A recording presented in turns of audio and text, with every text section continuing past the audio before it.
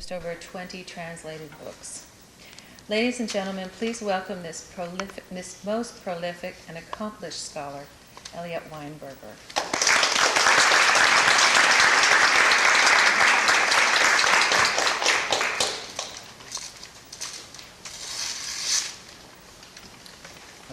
Thank you for coming. I'm amazed that anybody showed up. In New York, where I live, we're all staying home glued to the television. And here I assume that everyone was staying home making phone calls.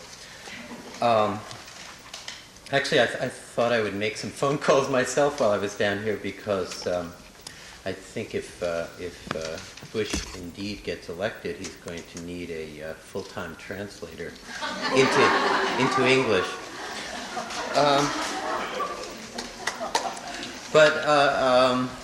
Anyway, so basically for the next hour, you can or 40 minutes, you can tune out what's going on in the rest of the world, and I promise not to use the words West Palm Beach or Butterfly Ballad.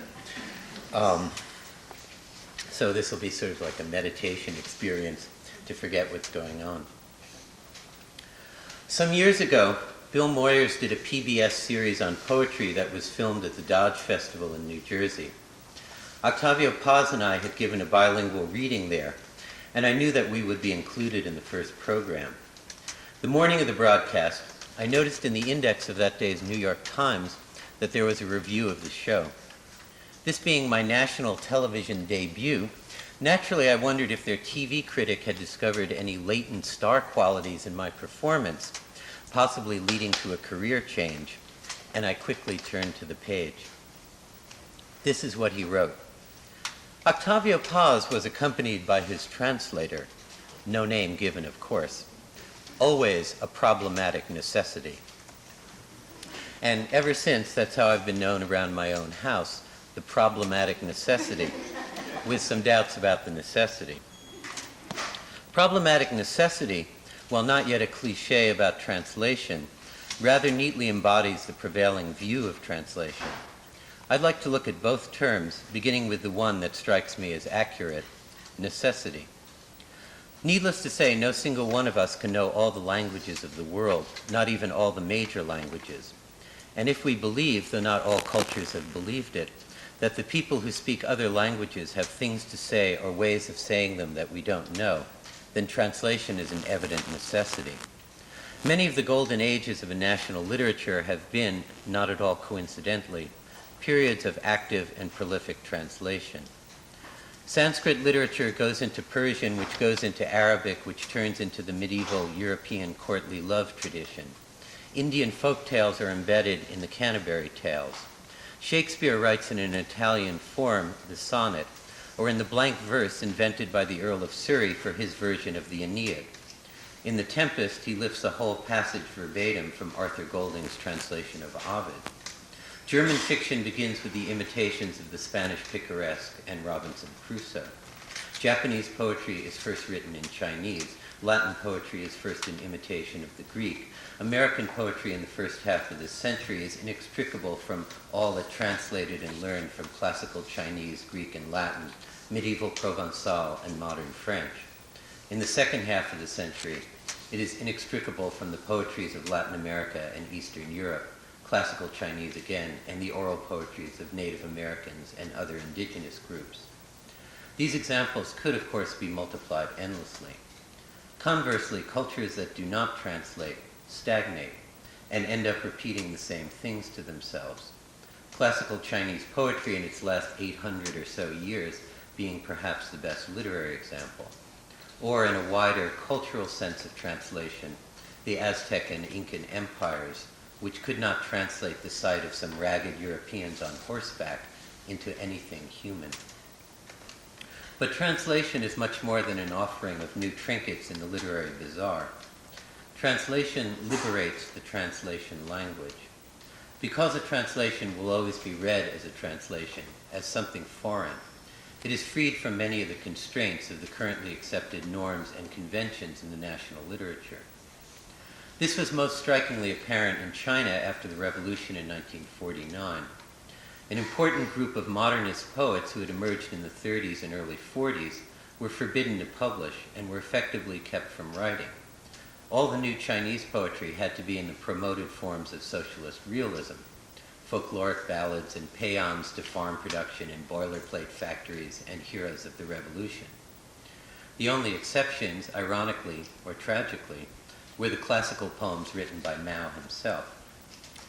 Yet these same poets could translate foreign poets with the proper political credentials, such as Éluard, Alberti, Lorca, Neruda, Aragon, even though their work was radically different and not social realist at all. When a new generation of poets in the 1970s came to reject socialist realism, their inspiration and models were not the erased and forgotten Chinese modernists whose poems they didn't know and had no way of knowing, but rather the foreign poets whom these same modernists had been permitted to translate. Translation liberates the translation language, and it is often the case that translation flourishes when the writers feel that their language or society needs liberating. One of the great spurs to translation is a cultural inferiority complex or a national self-loathing. The translation boom in Germany at the turn of the 19th century was a response to the self-perceived paucity of German literature. Translation became a project of national culture building. In the words of Herder, to walk through foreign gardens to pick flowers for my language. Furthermore, and rather strangely, it was felt that the relative lack of literary associations in the language, particularly in contrast to French, made German the ideal language for translation, and even more, the place where the rest of the world could discover the literature it couldn't otherwise read. Germany, they thought, would become the central station of world literature precisely because it had no literature. This proved both true and untrue. German did become the conduit, particularly for Sanskrit and Persian, but it also became much more. Its simultaneous and not coincidental production of a great national literature ended up being the most influential poetry and criticism in the West for the rest of the century. And perhaps it should be mentioned that contrary to the reigning cliché of Orientalism, namely that scholarship follows imperialism, Germany had no economic interest in either India or Persia. England, which did, had no important scholars in those fields after the pioneering Sir William Jones. Throughout the 19th century, for example, Sanskrit was taught at Oxford exclusively by Germans. In the case of the Chinese poets, their coming of age during the Cultural Revolution meant that they had been unable to study foreign languages or much of anything else, and thus were themselves unable to translate. But to escape from their sense of cultural deficiency, they turned to the translations of the previous generation and began to discover new ways of writing in Chinese, with the result that Chinese poetry experienced its first truly radical and permanent change in some 2,000 years.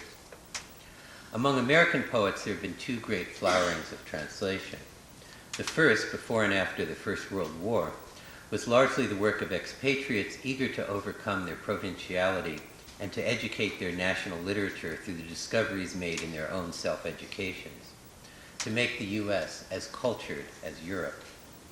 The second, beginning in the 1950s and exploding in the 60s, was the result of a deep and already half-forgotten anti-Americanism among American intellectuals, first in the more contained Bohemian Rebellion against the conformist Eisenhower years and the Cold War, and then as part of the wider expression of disgust and despair during the Civil Rights Movement and the Vietnam War. Translation, the journey to the other, was more than a way out of America. The embrace of the other was, in the 60s, in its small way, an act of defiance against the government that was murdering Asian others abroad and the social realities that were oppressing minority others at home. Foreign poetry became as much a part of the counterculture as American Indians, Eastern religions, hallucinatory states. A new way of seeing, a new us, forming out of everything that had not been us.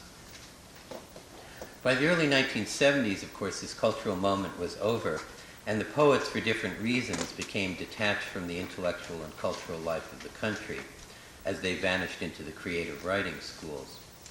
There are now more American poets and poetry readers than in all the previous eras combined, but almost none of them translate.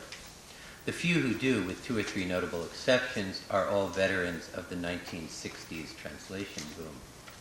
the end of a general anti-Americanism among American writers and readers may have led to a happy populace of literati, yet it is one that is singularly nationalist, but without overt flag-waving, isolationist, but without overt xenophobia, and uninformed.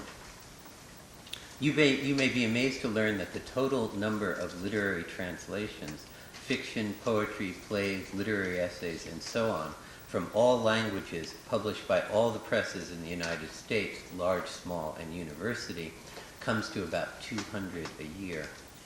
The number of poetry translations, including the Greek and Roman classics and inevitable new Neruda and Rilke volumes, is usually around 25 or less.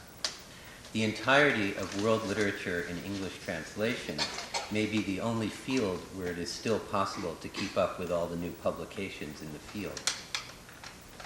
Paradoxically, the rise of multiculturalism may have been the worst thing to happen to translation.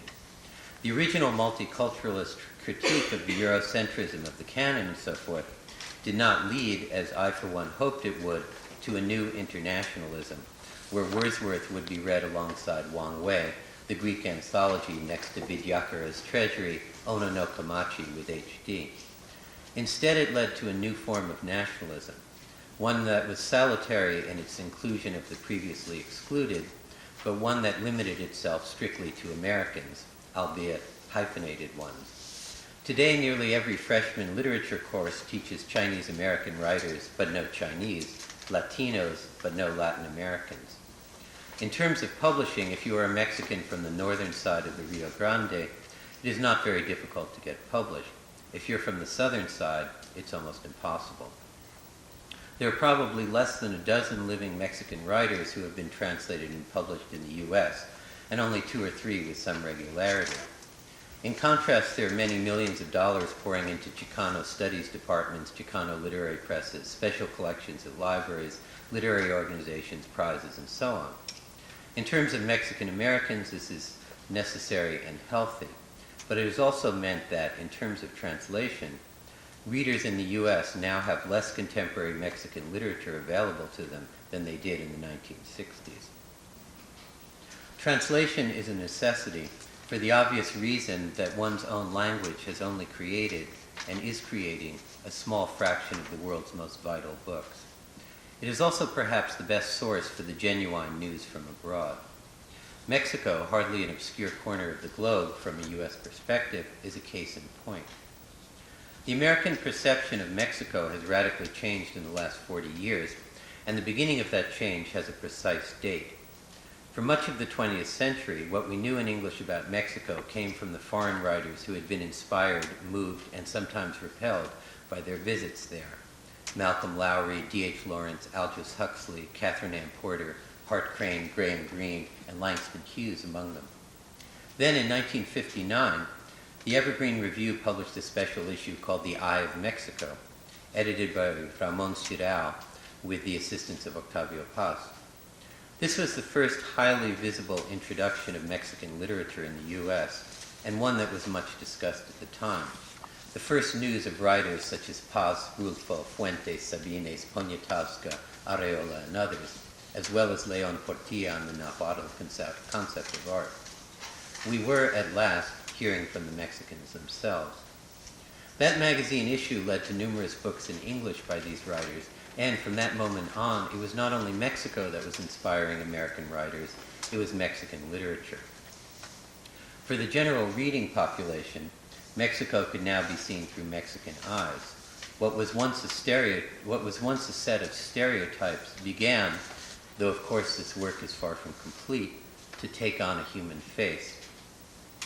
And that human face bred curiosity. I often meet people who tell me that they first went to Mexico because they had read Paz. The same principle is at work south of the border. With the exception of Paz, who was a true internationalist, and of very few others, Mexican writers have tended largely to ignore U.S. literature beyond certain classics, to see it as part and parcel of the monstrous culture that has brought the world McDonald's and the Marines.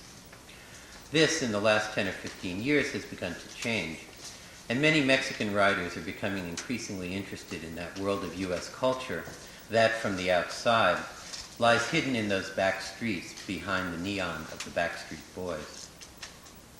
To take one, and my favorite example, an anthology of contemporary American poetry that I published in Mexico actually hit number 2 on the bestseller list, just behind Garcia Marquez. It may begin with a translation of a few poems, but as has been historically the case many times, a few cultural artifacts often grow into a more general national understanding. Mexico has gone from a cliched anti-Americanism to the point where its new president-elect is calling for a kind of binational citizenship. Wait to see that one. A massive cultural change that is not attributable solely to migration and cable TV. This importing of American literature into Latin America is not part of the Coca-Colaization of the planet. Poetry particularly always moves through underground channels that have little to do with the dominant and corporate cultures. And American poetry has always been written in spite of, and not because of, the state and the culture at large. Moreover, unlike Coca-Cola, which you either drink or you don't, poetry is a dialogue. To take 2 examples. The poetry of Octavio Paz was radically altered by his readings of American poetry, particularly Pound and Williams. The translations of Paz's poetry were tremendously influential for certain American poets of the 1960s and 70s. These same poets are now being translated in Mexico and have had a certain impact. In short, there are now younger Mexican poets who are influenced by the American poets, who are influenced by Paz, who is influenced by American poetry. Translation is not appropriation, as is sometimes claimed. It is a form of listening that then changes how you speak. The second example. In 1913, Ezra Pound, inspired by his discovery of Chinese poetry, writes the manifesto A Few Don'ts by an Imagiste, launching the movement called Imagism. Published in Poetry magazine that year, it is enthusiastically read by a young Chinese poet named Hu Shi, who is studying in Chicago. Hu returns to China and in 1917 publishes his own quite similar manifesto, Tentative Proposals for the Improvement of Literature, which becomes known as the 8 Don'ts, and sets off a literary revolution, the May 4th movement of 1919. The story is more complicated, but it may be summarized as this. Hu Shi found in American poetry what Ezra Pound thought he had found in the Chinese.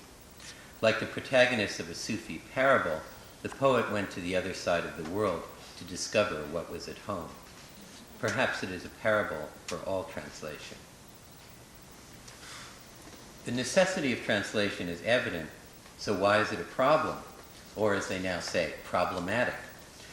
Milan Kundera famously considered the poor translations of himself as, and only a man could write this, a form of rape. And he characterized the bad translations of Kafka as betrayals in a book called Testaments Betrayed. All discussions of translation, like 19th century potboilers, are obsessed with questions of fidelity and betrayal. But in the case of a writer like Kundera, who came of age in a society dominated by the secret police, betrayal carries an especially heavy weight. We know what a translation is supposedly a betrayal of, but is it unfair to ask whom the text is being betrayed? But is it unfair to ask to whom the text is being betrayed? And one can never mention the word translation without some wit bringing up, as though for the first time, that tedious Italian pun, traduttore traditore, the translator's a traitor. Luckily, the Italian-American philosopher Arthur Danto has recently, and I hope definitively, laid it forever to rest. Quote, perhaps the Italian sentence betrays something in the cultural unconscious of Italy, which resonates through the political and ecclesiastical life of that country, where betrayal, like a shadow, is the obverse side of trust. It is an unconscious into which the lessons of Machiavelli are deeply etched. Nobody for whom English is a first language would be tempted to equate translation and treason. The characterizations of translation as betrayal or treason is based on the impossibility of exact equivalence, which is seen as a failing. It's true, A slice of German pumpernickel is not a Chinese steam bun, which is not a French baguette, which is not Wonder Bread. But consider a hypothetical line of German poetry, one I hope will never be written, but probably has been. Her body, or his body, was like a fresh loaf of pumpernickel. Pumpernickel in the poem is pumpernickel, but it is also more than pumpernickel. It is the image of warmth, nourishment, hominess. When the cultures are close, it is possible to translate more exactly, say the German word pumpernickel into the American word pumpernickel, which, despite appearances, are not the same. Each carries its own world of reference. But to translate the line into, say, Chinese, how much would really be lost if it were a steam bun? I leave aside sound for the moment. His body, or her body, was like a fresh steam bun. Also has its charm, especially if you like your lover doughy. It's true that no translation is identical to the original, but no reading of a poem is identical to any other, even when read by the same person. The first encounter with our poetic pumpernickel might be delightful. At a second reading, even 5 minutes later, it could easily seem ridiculous. Or imagine a 14-year-old German boy reading the line in the springtime of young alpine love. Then at 50, while serving as the chargé d'affaires in the German consulate in Kuala Lumpur, far from the bakeries of his youth. Then at 80, in a retirement village in the Black Forest, in the nostalgia for dirndl maidens. Every reading of every poem is a translation into one's own experience and knowledge, whether it is a confirmation, a contradiction, or an expansion. The poem does not exist without this act of translation. The poem must move from reader to reader, reading to reading, in perpetual transformation. The poem dies when it has no place to go. Translation, above all, means change. In Elizabethan England, one of its meanings was death, to be translated from this world to the next. In the Middle Ages, translatio meant the theft or removal of holy relics from one monastery or church to another. In the year 1087, for example, St. Nicholas appeared in visions to the monks of Myra near Antioch, where his remains were kept, and told them he wished to be translated. When merchants arrived from the Italian city of Bari and broke open the tomb to steal the remains, Myra and its surroundings were filled with a wonderful fragrance, a sign of the saint's pleasure. In contrast, when the archdeacon of the Bishop of Turin tried to steal the finger of John the Baptist from the obscure church of Maurienne, the finger struck him dead. Unlike dead authors, dead saints could maintain control over their translations. Translation is movement, the twin of metaphor, which means to move from one place to another. Metaphor makes the familiar strange. Translation makes the strange familiar. Translation is change. Even the most concrete and limited form of translation, currency exchange, is in a state of hourly flux. The only recorded example of translation as replication, not as change, was not surprisingly a miracle. Around 250 BC, 72 translators were summoned to Alexandria to prepare, in 72 days, 72 versions of the Hebrew Bible in Greek. Each one was guided by the original of all original authors and wrote identical translations. 72 translators producing 72 identical texts is an author's or a book reviewer's dream and a translator's nightmare.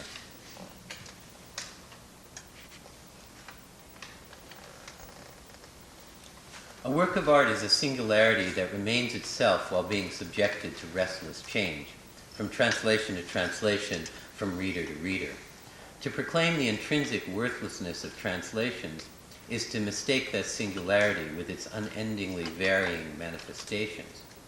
A translation is a translation and not a work of art, unless over the centuries it takes on its own singularity and becomes a work of art. A work of art is its own subject. The subject of a translation is the original work of art. There is a cliché in the U.S. that the purpose of a poetry translation is to create an excellent new poem in English. This is empirically false. Nearly all the great translations in English would be ludicrous as poems written in English, even poems written in the voice of a persona. I've always maintained, and for some reason this is considered controversial, that the purpose of a poetry translation into English is to create an excellent translation in English. That is, a text that will be read and judged like a poem, but not as a poem. And yet translations continue to be measured according to a utopian dream of exact equivalences, and are often dismissed on the basis of a single word, usually by members of foreign language departments, known in the trade as the translation police. They are the ones who write, to take an actual example, that a certain immensely prolific translator from the German, quote, simply does not know German, because somewhere in the vastness of Buddenbrooks, he had translated a Chesterfield as a greatcoat. Such examples, as any translator can tell you, are more the rule than the exception. One can only imagine if writers were reviewed in the same way. The use of the word incarnadine on page 349 proves the utter mediocrity of this book. This is the old bugbear of fidelity, which turns reviewers into television evangelists. Now, obviously, a translation that is replete with semantical errors is probably a bad translation, but fidelity may be the most overrated of a translation's qualities. I once witnessed an interesting experiment. Average 9-year-old students at a public school in Rochester, New York, were given a text by Rimbaud and a bilingual dictionary and asked to translate the poem. Neither they nor their teacher knew a word of French. What they produced were not masterpieces, but they were generally as accurate as, and occasionally wittier than, any of the existing scholarly versions. In short, up to a point, anyone can translate anything faithfully. But the point at which they cannot translate is the point where real translations begin to be made. The purpose of, say, a poetry translation is not, as it is usually said, to give the foreign poet a voice in the translation language. It is to allow the poem to be heard in the translation language, ideally in many of the same ways it is heard in the original language. This means that a translation is a whole work. It is not a series of matching en face lines and shouldn't be read as such. It means that the primary task of a translator is not merely to get the dictionary meanings right, which is the easiest part, but rather to invent a new music for the text in the translation language, one that is mandated by the original. A music that is not a technical replication of the original. There's nothing worse than translations, for example, that attempt to recreate a foreign meter or rhyme scheme.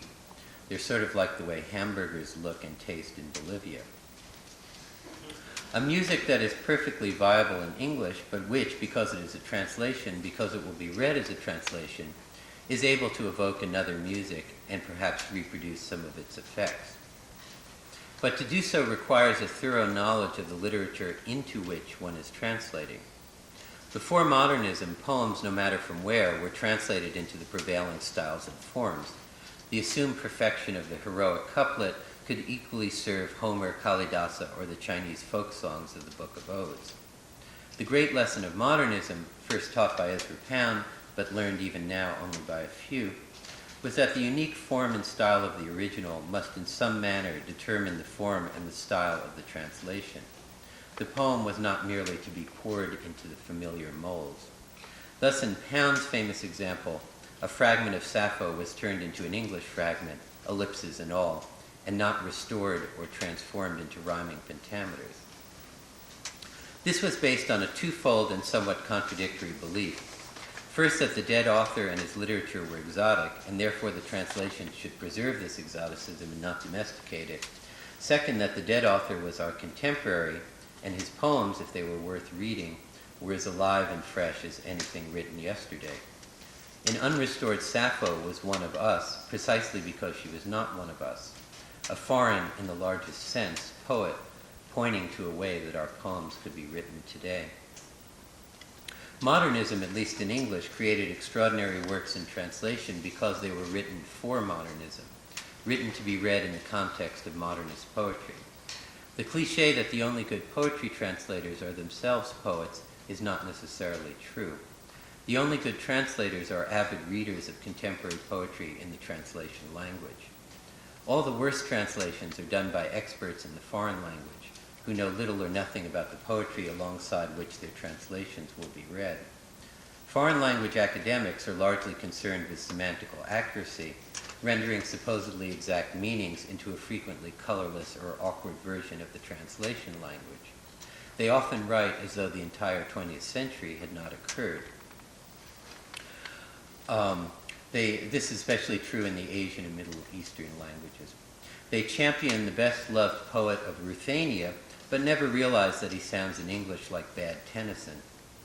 Poets or poetry readers may sometimes be sloppy in their dictionary use, but they are preoccupied with what is different in the foreign writer, that which is not already available among writers in the translation language, how that difference may be demonstrated, and how the borders of the possible may be expanded. Bad translations provide examples for historical surveys. Good translations are always a form of advocacy criticism. Here is a writer one ought to be reading, and here is the proof. Translation is an utterly unique genre, but for some reason there is a perennial tendency to explain it by analogy.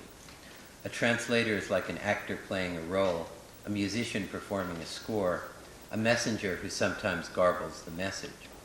But translation is such a familiar and intrinsic part of almost any culture that one wonders why there is this need to resort to analogies at all. We do not say that baking is like playing the violin.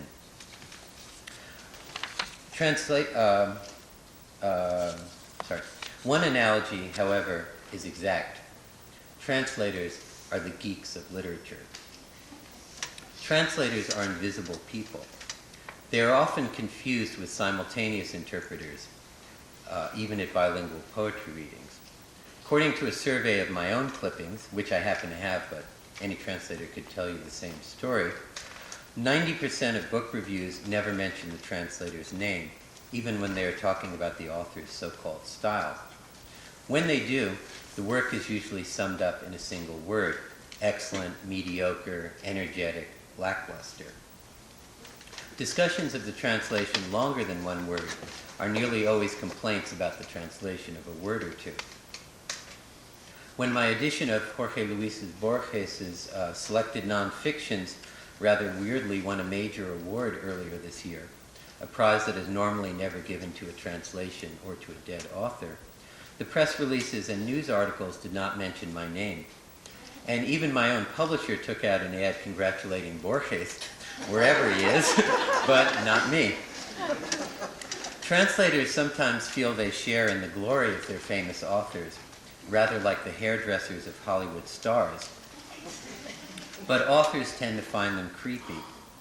As Isaac Bashevis Singer said, quote, "The translator must be a great editor, a psychologist, a judge of human taste. If not, his translation will be a nightmare. But why should a man with such rare qualities become a translator?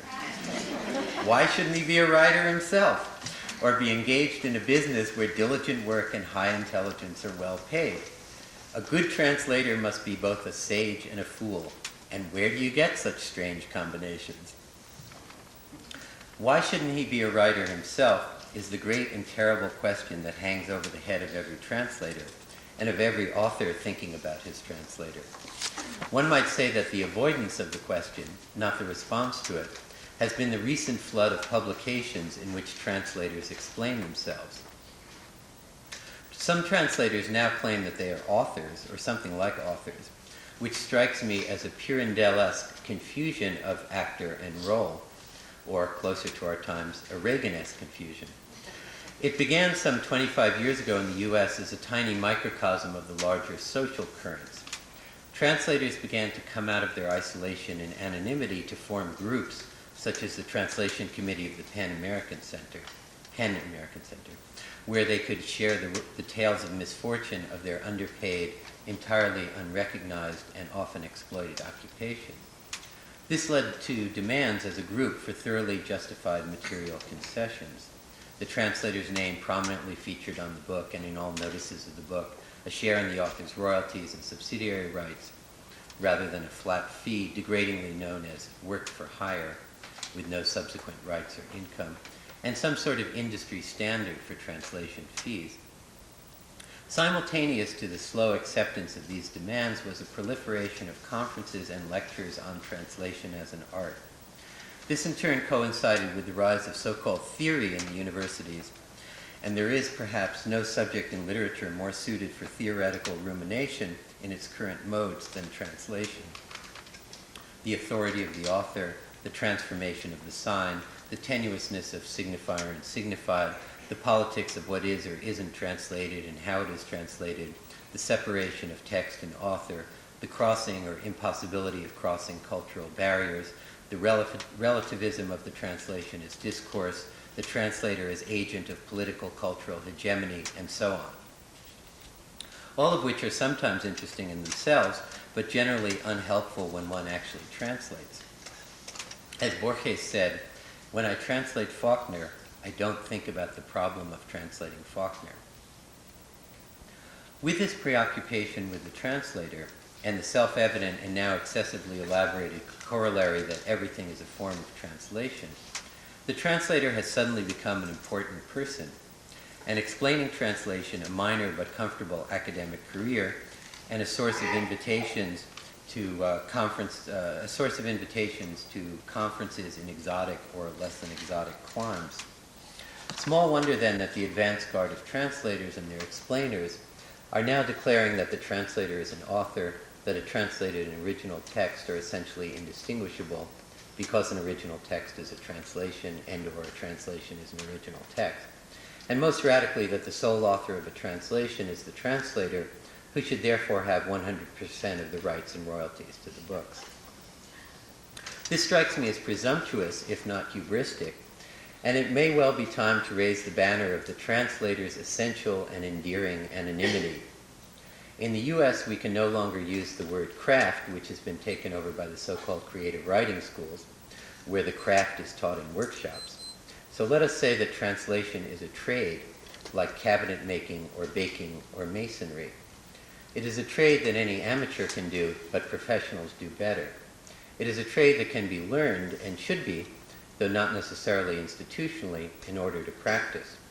It is a trade whose practitioners remain largely unknown to the general public, with the exception of a few workers of genius. It is a trade that is essential to a literate society, and, let's raise a banner, whose workers should be better paid. For me, the translator's anonymity, his role as the man without qualities standing before the scene, a product of the zeitgeist but not a direct maker of it, is the joy of translation. One is operating strictly on the level of language, attempting to invent similar effects to capture the essential without the interference of the otherwise all-consuming ego. It is the greatest education in how to write, as many poets have learned. It is a prison in the sense that everything is said and must now be resaid, including all the author's bad moments, the vagaries, the repetitions, the cliches, the clinkers, while strictly avoiding the temptation to explain or improve. It is a prison, or a kind of nightmare, because one is in a dialogue with another person whom you must concede is always right. But it is also a liberation. It is the only time when one can put words on a page entirely without embarrassment. And embarrassment, it seems to me, is a greatly underrated force in the creation of literature. The introspective bookworm happily becomes the voice of Jack London or Jean Genet. Translation is a kind of fantasy life.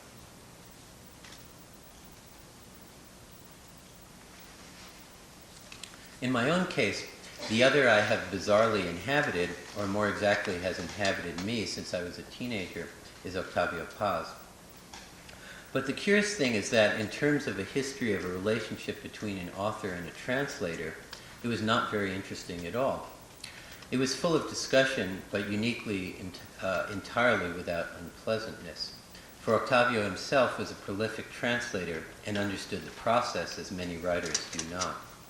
I would send him drafts of the translations. He would comment on them, often illuminating what had been for me obscure.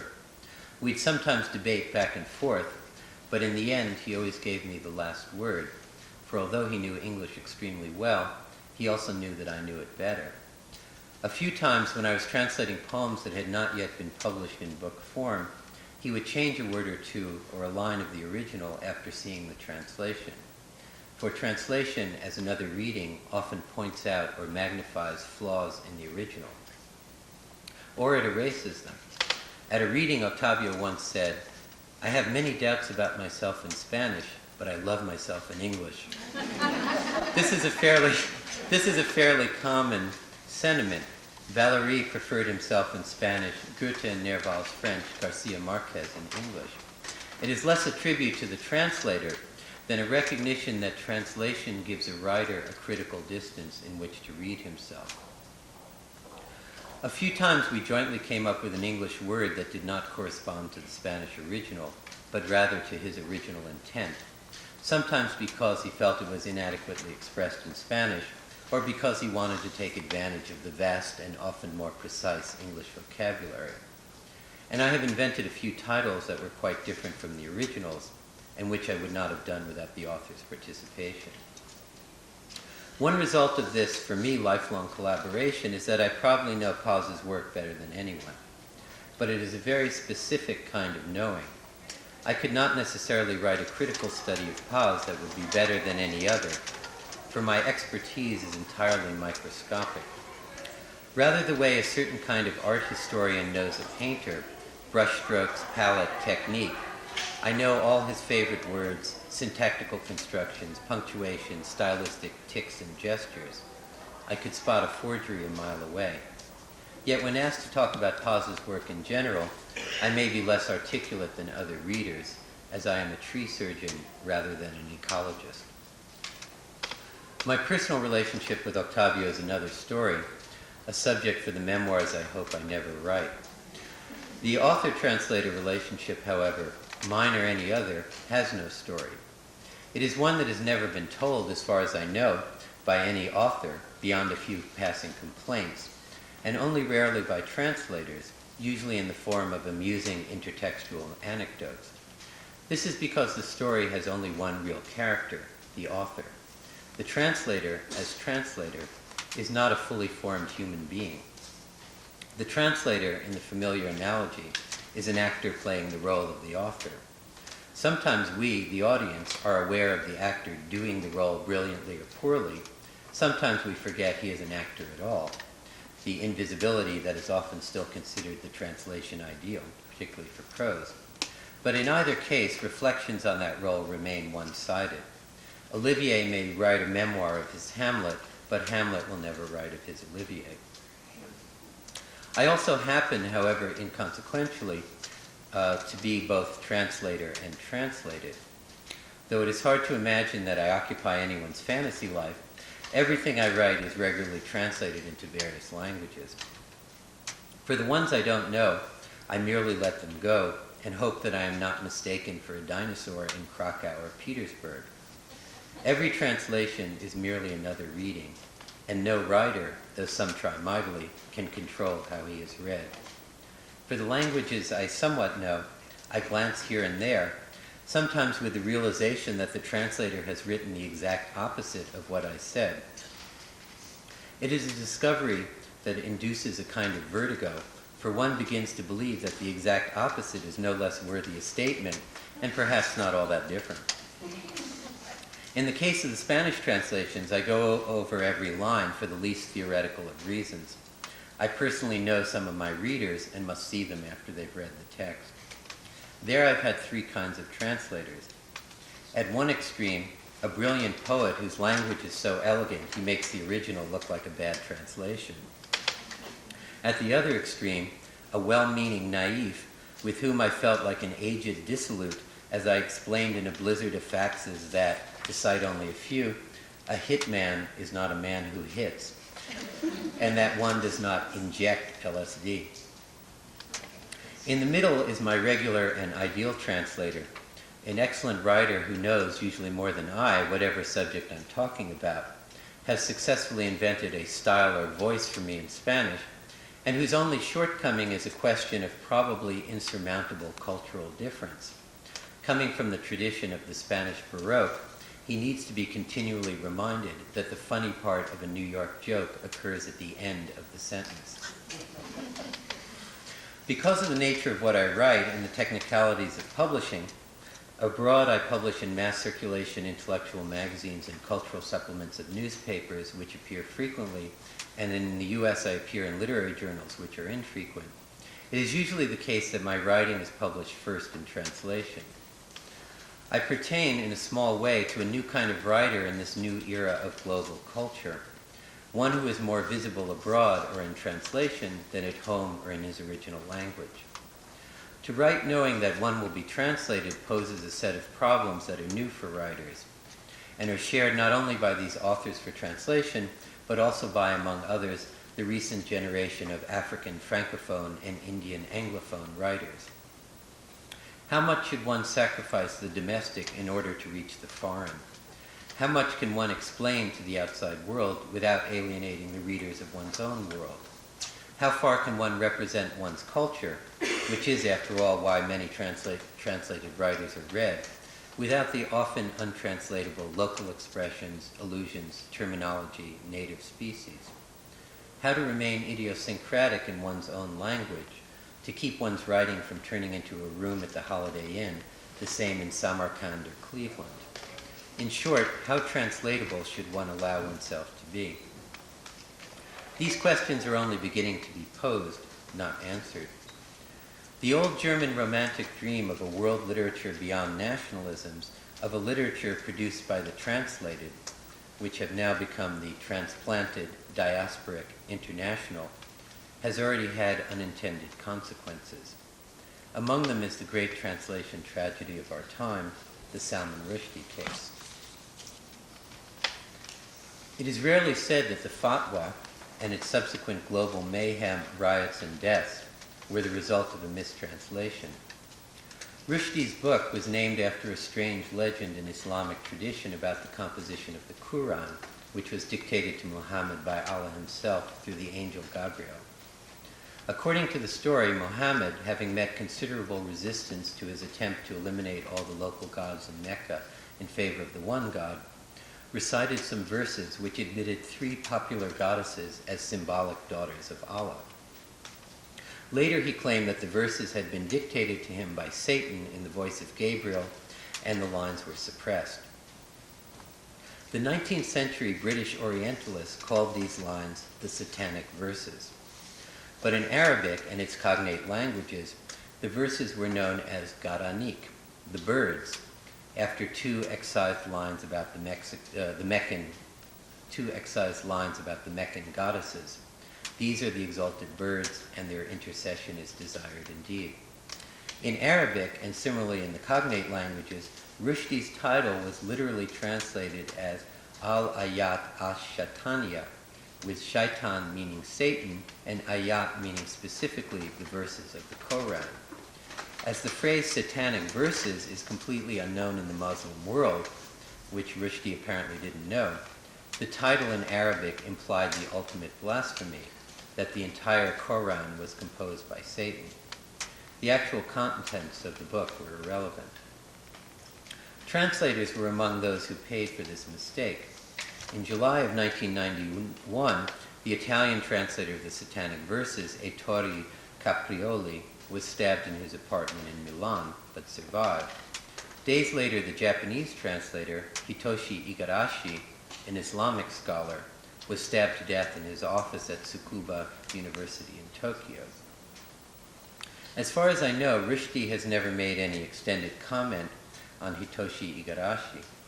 It would take another kind of novelist, Dostoevsky perhaps, to untangle the psychological, moral, and spiritual meanings and effects of the story of these two. The man who became the most famous writer in the world at the price of what seemed until recently to be life imprisonment, and the anonymous man who died for a faithful translation of an old mistranslation, paying for the writer's mistake. Translation is the most anonymous of professions, yet people die for it. It is an obvious necessity that is considered a problem. There are never conferences on the pleasures of translation. Yet it is a problem that only arises in the interstices when one is not casually referring to some translated bit of literature, the Bible, Homer, Kafka, Proust. Could it possibly be that translation essentially has no problems at all? That it only has successes and failures? There is no text that cannot be translated. There are only texts that have not yet found their translators. A translation is not inferior to the original.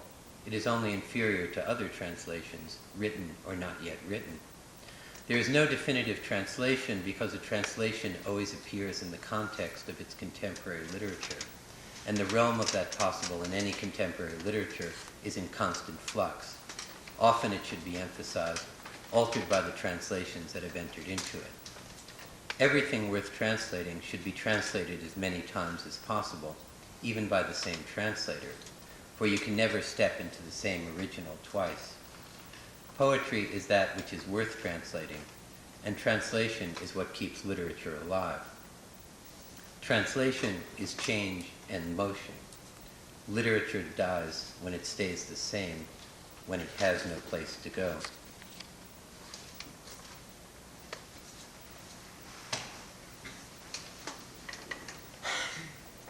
And since I've been talking about translation too much, I'm going to end with a translation of a poem by Octavio Paz, one that he always liked to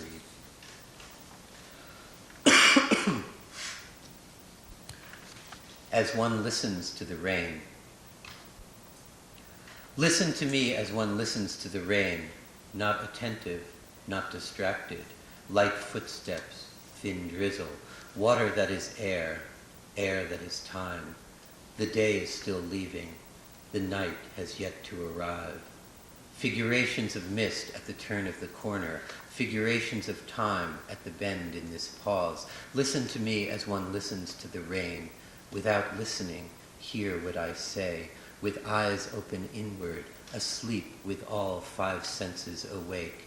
It's raining, light footsteps, a murmur of syllables, air and water. Words with no weight, what we were and are, the days and years, this moment, weightless time and heavy sorrow. Listen to me as one listens to the rain. Wet asphalt is shining, steam rises and walks away. Night unfolds and looks at me. You are you and your body of steam. You and your face of night. You and your hair, unhurried lightning. You cross the street and enter my forehead. Footsteps of water across my eyes. Listen to me as one listens to the rain. The asphalt shining. You cross the street. It is the mist wandering in the night. It is the night asleep in your bed.